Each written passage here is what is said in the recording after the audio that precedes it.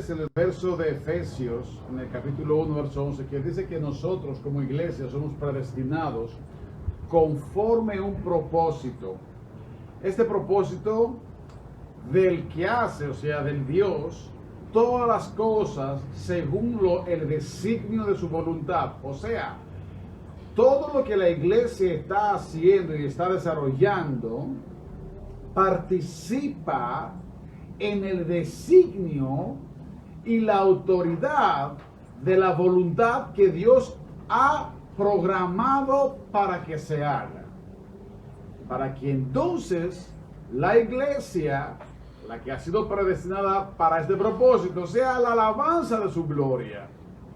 Todo esto, todo ese propósito funciona a través de la supereminente grandeza de su poder, según la operación del poder de su fuerza. O sea, por todo lo que estamos leyendo, vemos que en este propósito que la iglesia tiene, está operando una fuerza y un poder que está operando a través de Cristo, el cual Él subyugó todo principado, toda autoridad, todo poder y todo señorío y aún todo nombre que se nombra. Y dice la palabra, no solo de aquel siglo, sino de todos los siglos que la iglesia está en la tierra. Y dice la palabra, sometió todas esas cosas bajo sus pies. Entonces, mismo Cristo lo pasó, lo dio, como dice Efesios 1:11, por cabeza en la iglesia. O sea, la iglesia está programada, vive, existe, para que realmente conformamos un propósito que se está desarrollando según su designio, porque Él subyugó todo el poderío para que nosotros estemos el testimonio de esas victorias. Entonces, esto es grandioso, o sea, esto es algo por lo cual si cada uno dedica tiempo para meditar, debería ser totalmente temblando ante todo lo que Dios le ha agradado hacer. Sin embargo, no es la realidad para muchos lo que están dentro de la iglesia. Por esto es tiempo, necesitamos volver a la necesidad, a la realidad de esta espiritualidad. Entonces, a pesar de que todos sus defectos, la iglesia y sus debilidades, somos la luz en medio de la oscuridad más tenebrosa. O sea, la realidad es que nosotros somos el testimonio, somos la luz. Pero si vemos también las debilidades que hay dentro de la iglesia, a medida que desciframos y penetramos en las aparentes, esas contradicciones de la iglesia de Dios, tal como Él la diseñó y creó para ser, encontraremos algunas verdades muy profundas y muy estimulantes que se relacionan con las verdades de la vida corporal. Y es donde esos días, esas enseñanzas que vienen, quiero que la iglesia puede concientizarse totalmente, porque las verdades están en la vida corporal, o sea, están dentro de la operación de su cuerpo. ¿Cómo puede la iglesia ser a la vez una fuente de desilusión y una fuente de iluminación al mismo tiempo? La respuesta, hermanos míos, como se encuentra en la Biblia, es esta. Lo que llamamos la iglesia son realmente dos iglesias. Atención lo que van a oír. Lo que en realidad llamamos iglesia son dos iglesias. Una es una iglesia aparente, es una falsificación, es una iglesia disfrazada del cristianismo. La otra es la que refleja su carácter auténtico a través de actos de amor, de coraje y de verdad. Yo creo que más o menos está entendiendo por dónde vamos. Por alguna razón, nosotros todos, lo que nos interesa la verdad, nos sorprendemos continuamente cuando nos enfrentamos a esta iglesia falsificada. Y muchas veces nos desilusionamos, nos sentimos muy mal. De hecho, podemos narrar ciertas historias que suceden dentro de la iglesia. Es decir, mira, fulano, ¿qué sucedió? ¿Por qué así? ¿Por qué esto? Porque, por ejemplo, en la iglesia de Corinto, una iglesia que el Señor, el apóstol Pablo decía: mis hermanos, aparecían personas que tenían relaciones sexuales, por ejemplo, con la esposa, con la mujer de sus padres. ¿Cómo es posible que él decía mis hermanos y al otro lado decía, pero ustedes están engañados? O sea, están en una manera por lo cual de verdad no era aplaudible su actitud. Pero no deberíamos sorprendernos cuando nos topamos con este cristianismo falsificado. Jesús mismo predijo que la iglesia falsa vendría y haría su presencia en medio de la iglesia realmente genuina. Ahora vamos a aclarar este punto. Mateo 13, Jesús usa una serie de parábolas de trigo y la cizaña. Todos hemos leído esta parábola. Habla de los hijos del reino. Quiero hablarles que realmente no se trata del mundo, se trata dentro del aspecto del reino de Dios. Pero después de que se planta el trigo, dice la parábola, el diablo entra y planta cizaña al mismo territorio, o sea, donde se compartan trigo y cizaña. Esas cosas se parecen al trigo, pero no producen grano. O sea, la biología de la cizaña, su análisis parece mucho al trigo, pero no es trigo en ninguna circunstancia. ¿Sabe cómo diferenciar trigo y cizaña? Mire, si el trigo crece su fruto en su interior, baja, se disminuye y se quebranta, se humilla. Pero la cizaña, cuando crece dentro su fruto, que es veneno, toxinas, se levanta y se alza. Se lo va a ver en un campo donde fue, por ejemplo, sembrado trigo. Va a ver el trigo desde que comienza su trigo interior, comienza a doblarse. La cizaña no, es parada. Y si usted va a explorar lo que está dentro de la cizaña, hay toxinas, son huecas, hay un líquido que realmente daña el trigo. Sin embargo, son tan parecidas. O sea, la cizaña en realidad, en efecto, es un trigo falso. Eso se me está entendiendo dónde lo quiero llevar. 1 Corintios 5:11 dice, sino que en efecto yo los escribí, que no anduviereis en compañía de ninguno que llamándose hermano es una persona inmoral, avaro, idólatra, difamador, borracho, estafador. Con ese ni siquiera comáis. O sea, es algo muy claro, muy directo. Con ese ni siquiera comáis.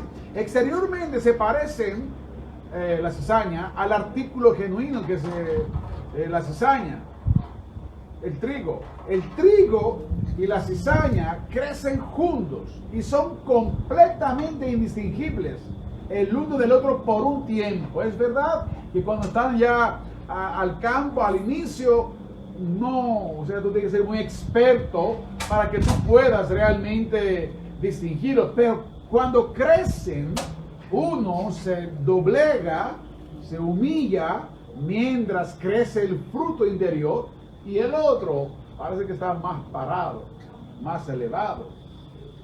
Pronto los trabajadores notan las cizañas que crecen entre trigo y vienen preguntando si deben desenterrarlas.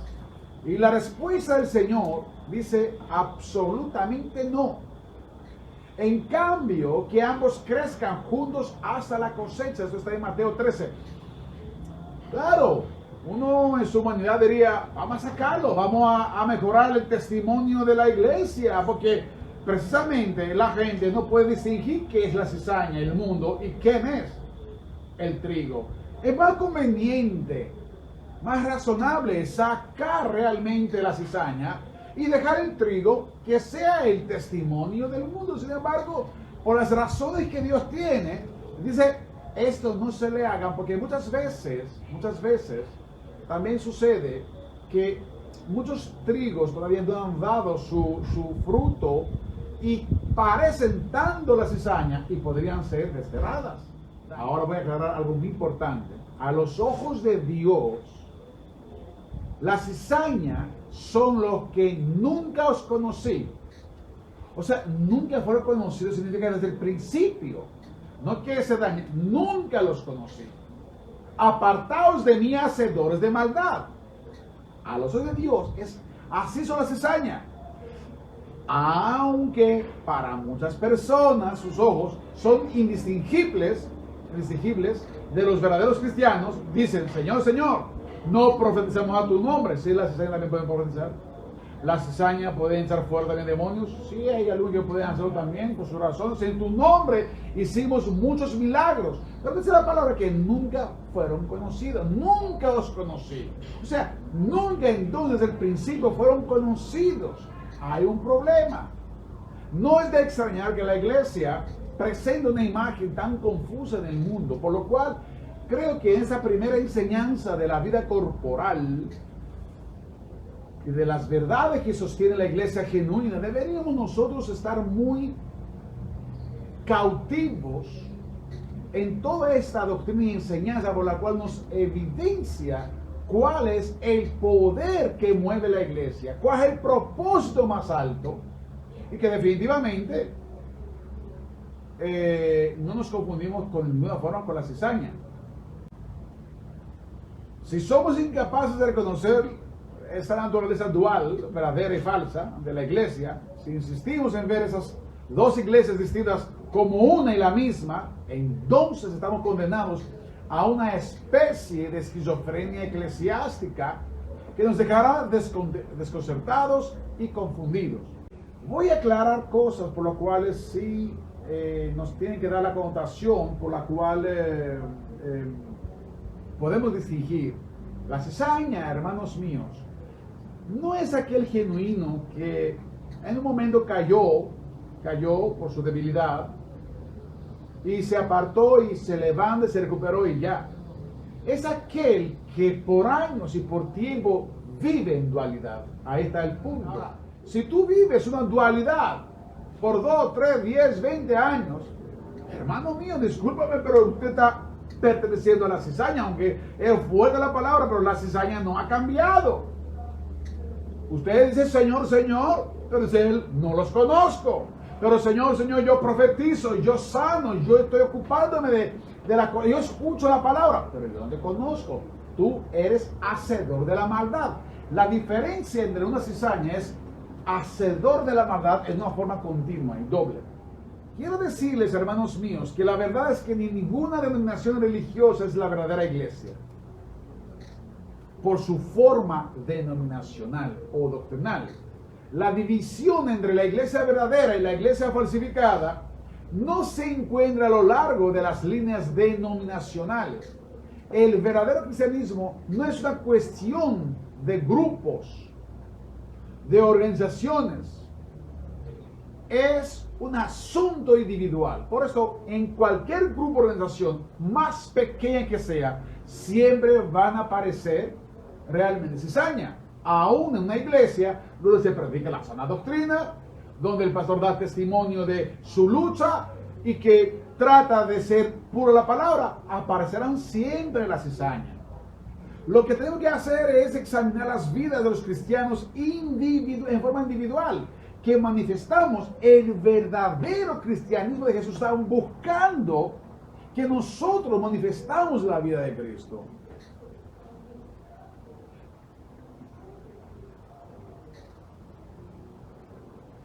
Entiendo que los verdaderos cristianos podemos, a través de la ignorancia y la distracción, mostrar un cristianismo falso en un momento de nuestras vidas. Y causamos daños como los paganos egocéntricos que nos rodean. Muchas veces, aún los genuinos creyentes caen al descrédito del evangelio y traen vergüenza y deshonra a su Señor. La triste verdad es que es engañosamente fácil ser cristiano, pero no vivir una vida cristiana. Y ahí está el punto. Porque todos queremos que nos llaman cristianos. Y más cuando vamos hasta en congregaciones que Dios dio la apertura para escuchar palabra, entramos, pero si no vivimos la vida cristiana, en ninguna forma podemos llamarnos cristianos. Entonces, yo creo que en esta ocasión es vivir una vida desobediente y no desobediente. Para mí la desobediencia trae aburrimiento, esterilidad y mortandad. La verdadera vida cristiana es vital, es emocionante, es efectiva. Pero sin embargo, muchos cristianos, en su forma, en su etapa carnal, todavía realmente, como niños carnales, prefieren su desobediencia. Ellos traen daño a sí mismos y a las personas que los rodean. Por esto quiero decirles que al que haga tropezar a uno de esos pequeñitos, mejor le sería que le colgara al cuello una piedra de molino y que se ahogara en lo profundo del mar. Es el dicho de Jesucristo realmente. O sea, el cristiano no puede jugar con su testimonio. No podemos, muchas veces el pecado no es solamente que estamos pecando ante el Señor, es que también traemos un tropiezo para lo más pequeño. Y dice el Señor que eso también trae consecuencias. Esa es la palabra en 1 Corintios 8:12. Al pecar contra los hermanos y herir su conciencia cuando ésta es débil, pecáis contra Cristo. Ustedes ven que realmente, como cristianos, tenemos una definición. Todo esto, hermanos míos, quiero aclararlo siempre en base de Efesios 1, que dice que nosotros estamos concebidos desde fundación del mundo bajo el propósito divino de Dios para que nosotros realmente seamos la alabanza de su gloria. A medida que el tiempo acerca a su fin, las grandes masas de personas de todo este mundo están confundidas y asustadas. Buscan desesperados por un lugar seguro en un mundo acosado por todos los males.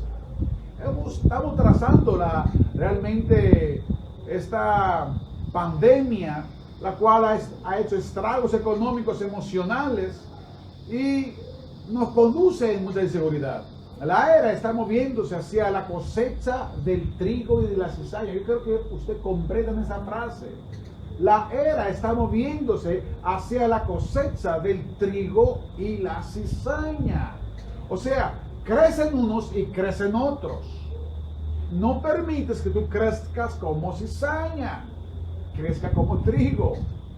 Así que es aún más urgente hoy en día que busquemos la verdadera naturaleza y función de este cristianismo auténtico y que podemos recuperar esta energía, esta fuerza dinámica y del poder que está descrito en Efesios capítulo 1, que opera según la fuerza de su poder, según los designios de su voluntad. Para esto existimos. Somos un propósito, es decir, cuando tú eres un cristiano auténtico, tú eres un propósito determinante por el deseo de su voluntad, con poder que ha pisado ante demonios, ante principados, ante señoríos, ante todo nombre que se nombre en este y en cualquier siglo. Y a medida que cruzamos, hermanos míos, este umbral de esos tiempos peligrosos, la iglesia está llamada a responder ante la identidad y poder que se le entregó y está escrito en Efesios capítulo 1. Nuestra identidad es escogidos para que fuésemos santos y sin mancha delante de Él. ¿Lo comprendimos esa cosa? Esta es nuestra identidad. Ahora, predestinados conforme al propósito por la supereminente grandeza de su poder, es el poder de esa identidad. Pero fíjate que el poder de la identidad depende de que somos, ¿qué? Santos y sin mancha. Santos y sin mancha es la identidad de una iglesia que se le otorga el poder que opera del poder de su fuerza, sobre todo principado y autoridad. Entonces, obviamente tenemos cierta guerra espiritual donde nuestra carne realmente la plataforma que recibe o el espíritu que rechaza esos dominios. Por eso no hay ninguna razón por la que la iglesia del siglo XXI no deba ser lo que era la iglesia del primer siglo. El verdadero cristianismo opera exactamente sobre la misma base ahora y entonces no ha cambiado nada. O sea, la iglesia de hoy no es diferente de la iglesia del siglo I. El mismo poder que puso al mundo patas arriba en el libro de los Hechos está disponible para nosotros hoy. O sea, Dios no dijo que en la mitad del periodo se le quitará el poder. No, somos la misma iglesia del Pablo, de Pedro, de Pentecostés. ¿Qué nos impide entonces experimentar ese poder hoy en día? La principal barrera a la que nos enfrentamos es la ignorancia, es la distracción. Hemos dicho en la anterior enseñanza que realmente la ignorancia está ahí para atrapar todo distraído. Entonces, obviamente, nosotros podemos perder esta fuerza por la ignorancia y por la distracción que viene hacia la diversión. La mayoría de los cristianos son trágicamente inconscientes del patrón bíblico para la iglesia, y esto deberíamos como trigo comprenderlo muy bien, porque como trigo estamos llamados a dar fruto y doblegarnos ante este gran fruto que llevamos a nuestro vientre espiritual. Hermanos míos, nuestro objetivo realmente como cristianos no debe ser ir en una misión contra todas las cizañas. O sea, aquí ahora mismo no hago un llamado para que nosotros vamos a buscar las cizañas y vamos a desarraigarlas, sino a hacernos el verdadero trigo. A nosotros no nos importa la cizaña. Pues sabemos muy bien, como cualquier congregación que ha recibido cizaña en su congregación, en Filadelfia hemos recibido cizaña. Entraron y salieron, no quedaron con nosotros. Otros fueron por ahí, otros por allá, pero no estamos atrás de esto. Tenemos como iglesia del verdadero trigo, seamos tan fuertes y saludables que la cizaña sea impotente para dañarnos. Ese es el punto. Filadelfia no perseguía a los que le decían que eran judíos, la Filadelfia de Apocalipsis. Y no lo era, sino que retenía la palabra de su paciencia, y Dios le otorgó la manifestación de que son amados de Dios.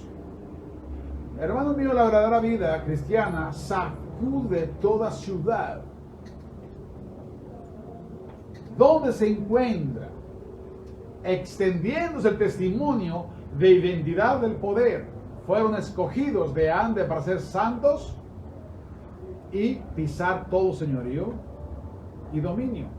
La doctrina apostólica instruye a los cristianos en cómo reconocer el cristianismo falso que estaba en ellos junto con el verdadero, para que pudieran purificarse, repudiando el pecado por el poder del Señor crucificado. Ahora voy, inspirada por el Espíritu Santo, la doctrina apostólica desarrolla y establece el modelo de una operación prevista para el Señor, para su cuerpo. Este patrón, cuando se sigue de cerca, hace la iglesia de cualquier edad, de cualquier milenio, la fuerza más poderosa de la tierra. O sea, esto lo estamos creyendo de verdad.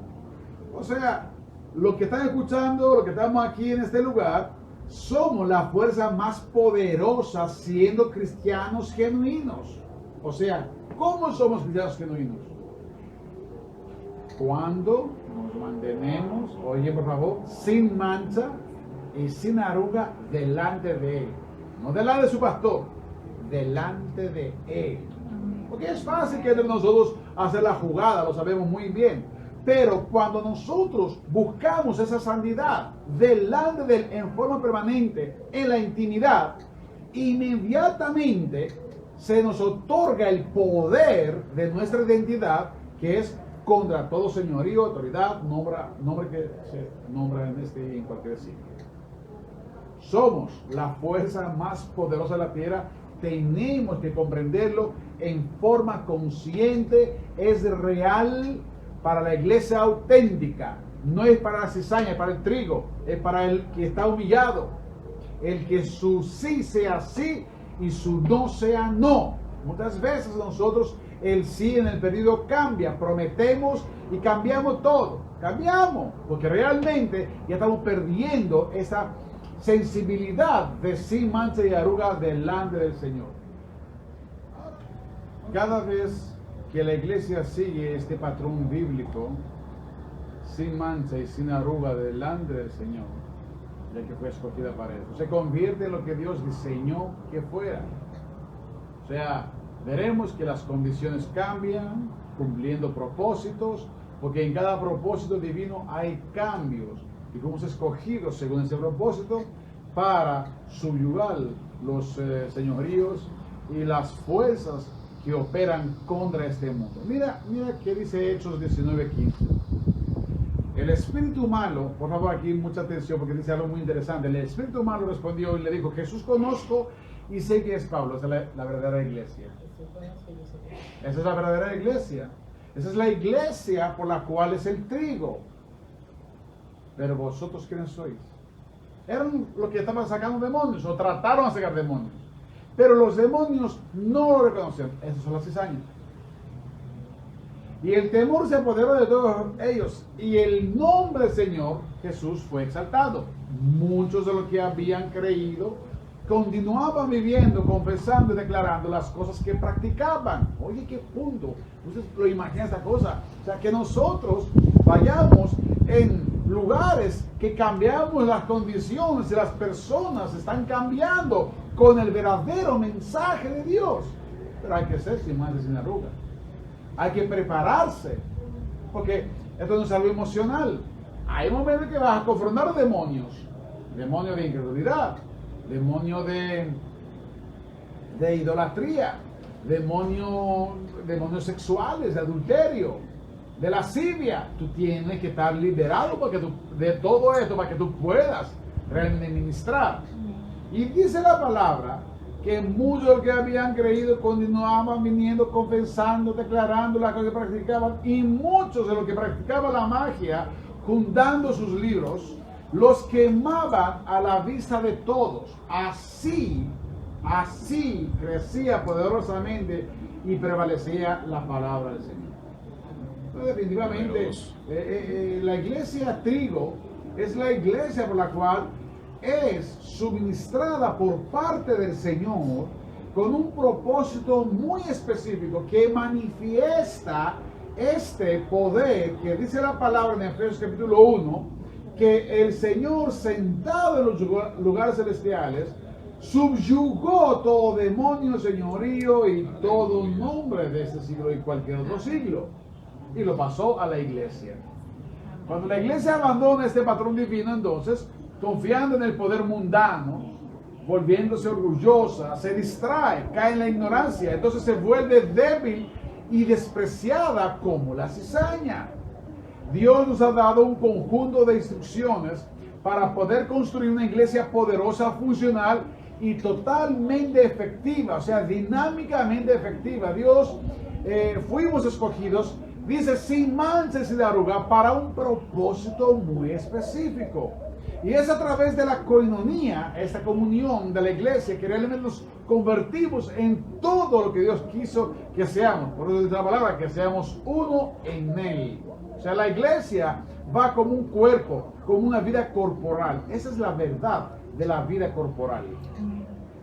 Unidos en Él podemos funcionar como una asamblea poderosamente, sin mancha y sin arruga, efectuando el poder que Cristo subyugó los demonios y lo dio por cabeza a la iglesia. Eso significa unidad en la unidad. La más alta prioridad de la iglesia en este momento, en este siglo. Estamos entrando en una época de dictadura universal. Hay obligaciones, hay gobiernos que dicen esto van a hacer, surgidos de otra élite. Por ejemplo, todo lo que había en la pandemia surgía de lo que estaba dictando la OMC. Era realmente en la área de la pandemia, era ella que dictaba para todo el mundo lo que tenía que hacer. Gustaba o no gustaba, no le importaba la libertad individual. Los vientos huracanados, en cambio, están aullando en todo el mundo. La raza humana se pica con disturbios, rebeliones. En este momento estamos viendo cómo toda Europa está contra la obligación de la vacunación y las instituciones políticas están totalmente polarizadas. Yo recuerdo en los 80 podríamos ver muchos partidos políticos del centro. Ahora hay o izquierda o hay derecha. No existen los de centro. Es importante, la economía está precariamente equilibrada, pero está al borde de este colapso, por lo cual vive prestando por algoritmos y por números que sostienen la supuesta bonanza. Hay una línea muy delgada que separa la libertad y de la esclavitud, y lo que vamos a hacer en el Apocalipsis 13. ¿Hay algo que la iglesia puede hacer frente a este mundo peligroso? ¿O la iglesia simplemente se ha vuelto irrelevante? Sorprendentemente, cuando Pablo escribió su carta a los cristianos, esta es una gran enseñanza, estoy terminando con esta profunda idea, a Efeso. Los cristianos del primer siglo estaban en una línea de corrupción moral en Efeso. Efeso estaba bajo una corrupción moral. La ciudad era el centro del culto de la diosa sexual Diana de los Efesios. En cuanto a la crueldad, de las legiones romanas estaban dispuestas a marchar a cualquier lugar para reprimir cualquier rebelión a cualquier costo. El gobernante del mundo romano en esa época era el famoso Nerón, cuya vida sórdida y salvaje había escandalizado todo el imperio y todo el mundo. Sin embargo, hermanos míos, en esta época tan turbia, el apóstol Pablo estaba en Roma prisionero de César. Oye, por favor, él está prisionero. Mira el poder de la iglesia. Él, y es el alto llamado que tenemos nosotros, estaba prisionero de César en Roma. Sin embargo, a pesar de toda esta condición, él le interesa a la iglesia de Efesios y les escribe una carta. Mientras estaba viendo la decadencia en Roma y conociendo sus condiciones que prevalecían en la lejana Éfeso, Asia Menor, para que entiendan, él estaba en Italia y Éfeso está en Asia Menor, por Turquía actual, para que entendamos. ¿Qué les diría el apóstol a los cristianos que hicieran cuando, o sea, cuál fue el llamado del apóstol Pablo a Efeso en este tiempo tan turbio?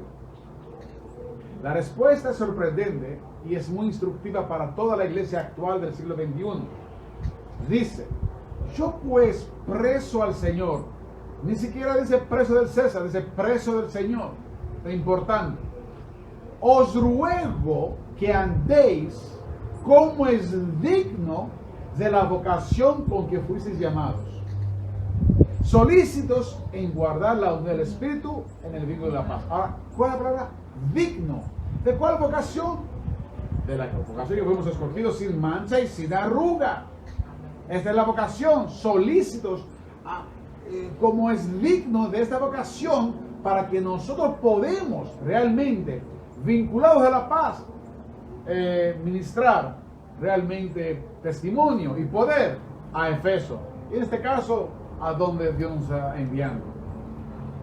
Cubre tu vocación, obedece sus órdenes, no te desvíes de la estrategia divina, sigue el Señor.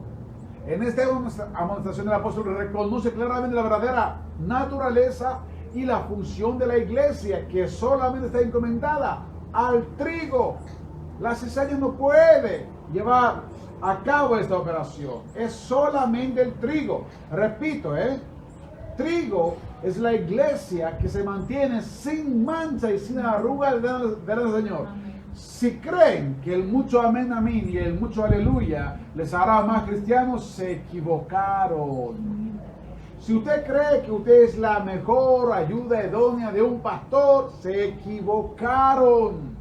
Si usted cree que realmente su iglesia tiene 1 millón de miembros, se equivocaron. Aquí no se trata de tener los mejores equipos de sonido para que, aquí se trata de una vocación por lo cual dice la palabra que hemos sido escogidos desde antemano para ejercitarla. Y esa identidad es sin mancha y sin arruga. No canso a repetirla, sin mancha y sin arruga. Solamente en esa identidad usted va a conseguir el poder de la identidad. Es como un pasaporte. El pasaporte americano es porque corresponde a un ciudadano americano. La iglesia no es una institución humana. No se espera que vamos a diseñar estrategias y establecer propios objetivos. No es una organización independiente que existe por medio de la fuerza de sus números. Es un cuerpo llamado a una relación especial con Dios. Y la única manera para que usted esté relacionado con Dios es sin mancha y sin arruga. Si no, pierden tiempo y se llenan de toxinas, de líquido que lo eleva y lo alza, pero realmente nada de fruto. Hermano mío, termino esta mañana de que usted sea consciente que Pablo en Efesios habla que usted es un cuerpo, un cuerpo. ¿Qué quiere decir un cuerpo? Un cuerpo quiere decir una función, ¿sí o no?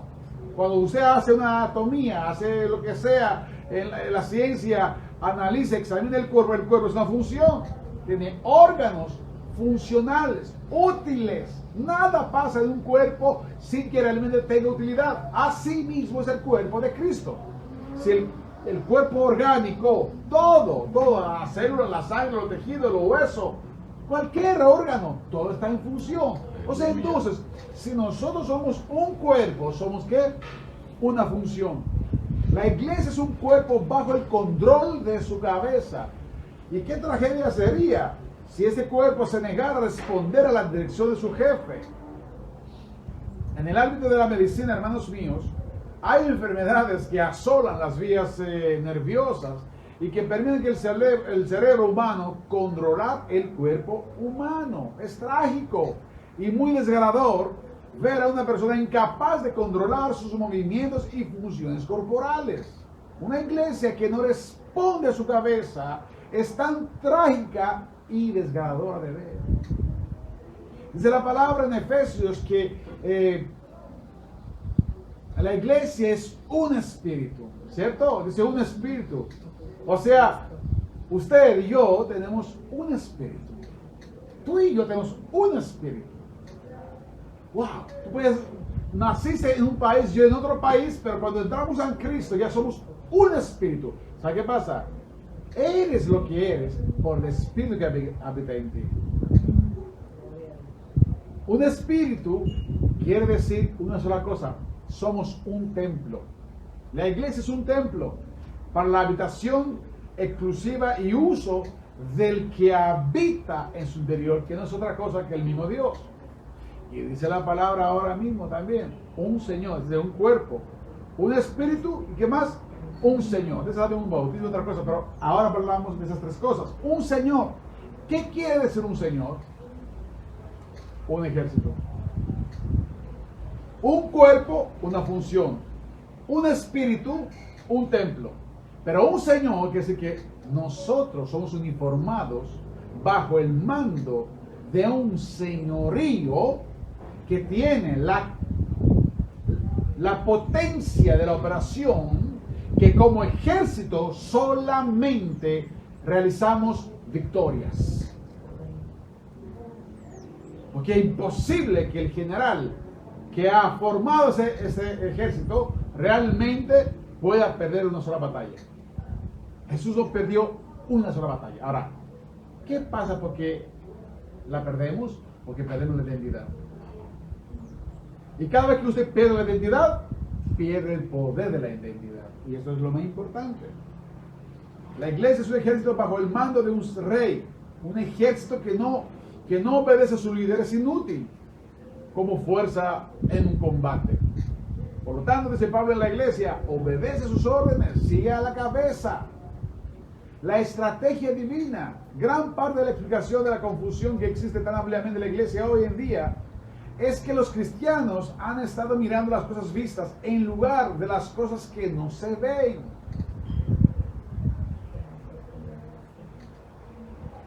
Vamos a batallar algo, pero vamos totalmente no preparados.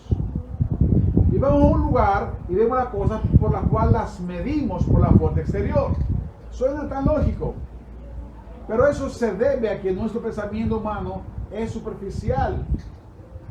Claro, cuando van 300 a pelear contra 33,000, no es lógico.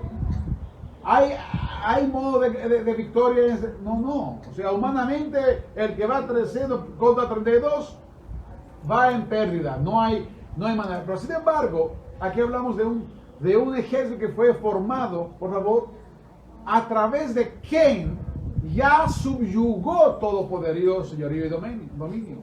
Ya lo subyugó, o sea, ya entonces hay victoria. La victoria la perdemos cuando nos aislamos de ese patrón bíblico de ser ¿qué? Sin mancha y sin arruga. Esa es tu identidad, no hay otra. Eso tiene un alto precio, claro que sí. Usted va con sus deseos, sus propios intereses, pero todo esto realmente es capaz que usted salga victoriosa a partir de que usted está entregando conscientemente su vida en el Señor. Aplicamos remedios superficiales muchas veces que, qué sé yo, funcionan solo por un momento, qué sé yo, situaciones familiares con nuestros esposos y esposas, y vemos que por años están perpetuando. Hermanos míos, no tratan los síntomas, tratan las causas. Por ejemplo, un síntoma es que me duele el dedo. Tomo un cataflán para que no me duele, pero no hago nada con el cataflán, ¿cierto?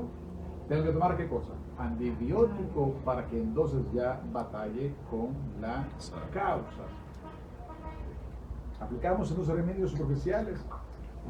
Pronto la situación es peor que antes y nos preguntamos por qué. Porque solo queremos quitar el dolor. El dolor temporal de las circunstancial. Hay que ir a la causa. Hay que ir a la causa. Y verán entonces que esas cosas definitivamente serán totalmente ganadas. Necesitamos desesperadamente esta práctica del apóstol. Lleven una vida digna del llamamiento al que habéis sido llamados. Efesios 4:1. Dios mío, ¿qué está diciendo esta cosa? Seamos dignos de ese llamado. ¿Cuál llamado? Sin mancha y sin arruga. Hermano mío, nunca se aparta esto de sus mentes. Cada vez que viene la tentación y dice, yo soy sin mancha, sin arruga, y usted dice, yo no puedo traicionar mi identidad. Yo no puedo traicionar mi elección, porque Él me escogió desde antes de la fundación del mundo. Yo tengo una identidad. Yo no puedo. Mírame, hermano mío, usted puede traicionar su país. Nadie. Nadie puede traicionar su país. Usted es dominicano, mexicano, ecuatoriano, peruano, griego. No, somos fieles. Sin embargo, tenemos que ser doblemente fieles ante el reino de Dios. Y este llamado que es atemporal es totalmente eterno. Aquel que nos ha llamado de la vida mucho más claramente que nosotros, Él ha ideado una estrategia que en realidad eliminará la causa a raíz de nuestras oscuridades y circunstanciales dentro de la casa y la miseria humana. Pero hay que ser sin mancha, sin arruga. El poder de la identidad está en tu identidad. Mantenga tu identidad. Entonces, no solo cubrirá el cáncer del pecado, no solamente serás liberado de la circunstancia, sino que a su llamado te vas a convertir en un cuerpo capacitado de elevarse a una vida llena de toda la plenitud de Dios. O sea, Dios no solamente va a dar una victoria a tu enemigo, a tu circunstancia, entonces ya, okay, también ya pasó esto. No, a esa circunstancia Dios la va a transformar ahora, esta escasez, en una plenitud. Hermano mío, la verdadera iglesia está aquí para efectuar una realidad. La iglesia falsa está aquí para oponerse a ella.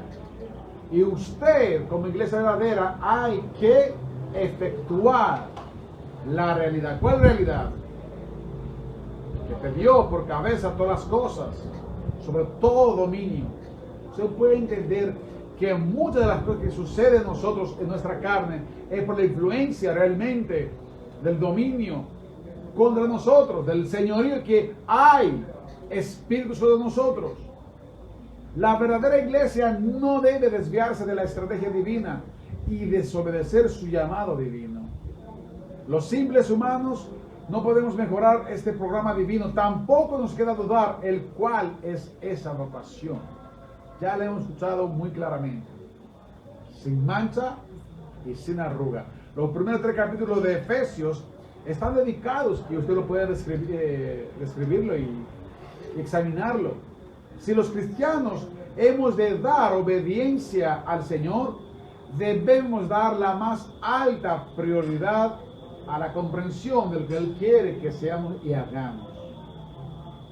Yo creo que la iglesia tiene mucho que hacer y es mucho que debe manifestar. Yo creo que esta mañana, en el nombre poderoso de Cristo Jesús, podemos comprender todo, que nuestro llamado no es un llamado superficial, es un llamado potencialmente operado por el poder de Dios para que nosotros realmente manifestamos lo que Jesús ha subyugado. Y Él ha subyugado imperios, dominios, señoríos, nombres, entidades, las pasó a ti como iglesia.